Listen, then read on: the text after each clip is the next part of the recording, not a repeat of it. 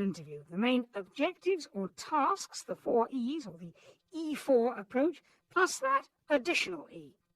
Then the 5 main steps or stages, the CLASS class approach. So let's start with the 4 E's, the E4.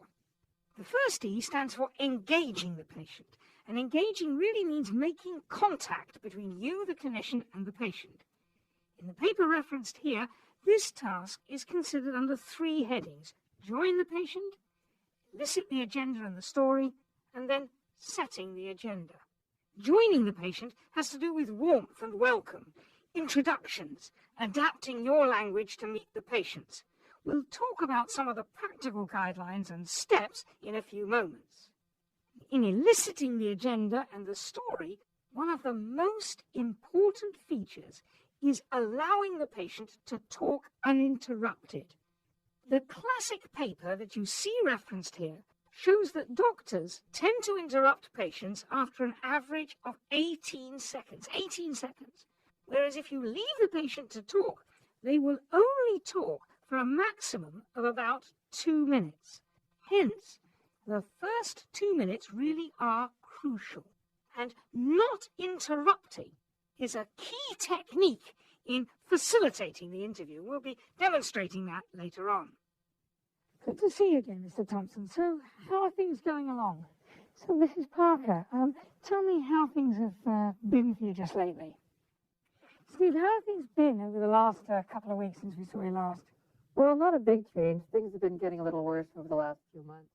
Now, on to the most important part of being an effective communicator, and the most important part of being an effective listener, empathy.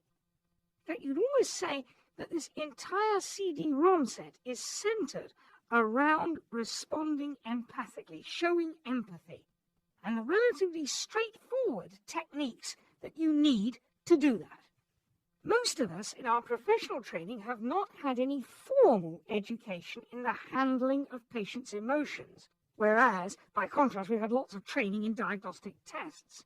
Yet, although most of us are unfamiliar with dealing with emotions, it is actually a matter simply of learning some techniques. In other words, emotion handling is not an intuitive God-given gift. It is a learned skill that consists of techniques. We'll be showing you the details of those techniques later on in the CLASS system. I do appreciate that not knowing exactly what the future holds is extremely unpleasant for you. Yeah, that's kind of tough. It is kind of tough, and many people find that the toughest bit, Right. actually, is not knowing, do I prepare myself for being seriously disabled, or do I say, oh, this will all be over in a couple of months? This never happened before, Doctor. That must have been very upsetting. I had no idea where I was or where I was going. Oh, dear. Yeah, that's a big part of it. It's kind of been snowballing lately.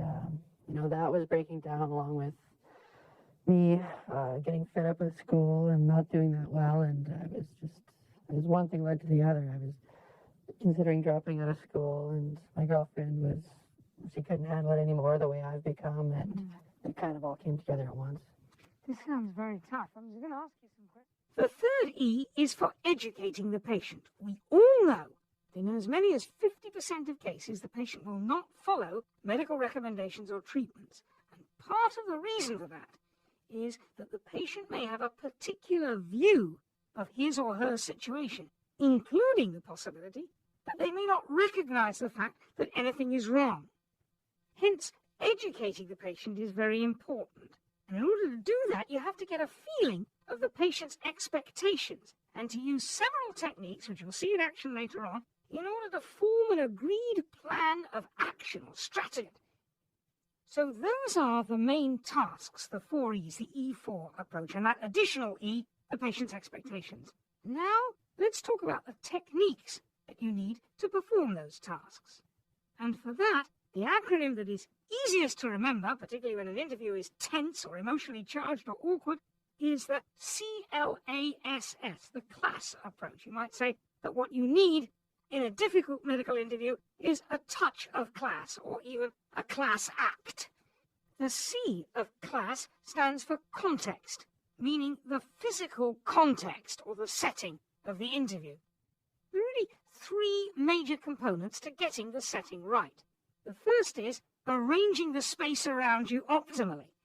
The second is to make sure the patient is seated nearest to you and any friend or relative is close to them. And the third component is to get your own body language and your own eye contact right. So the first component of context is the way you arrange the physical space around you and between you and the patient and any family members or friends present. Actually, quite a lot of work has been done on the influence of space on communication. It's sometimes called proxemics.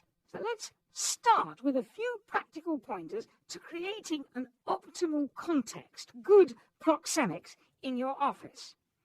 Here's how you can send messages in an ordinary office setting without fully realizing it.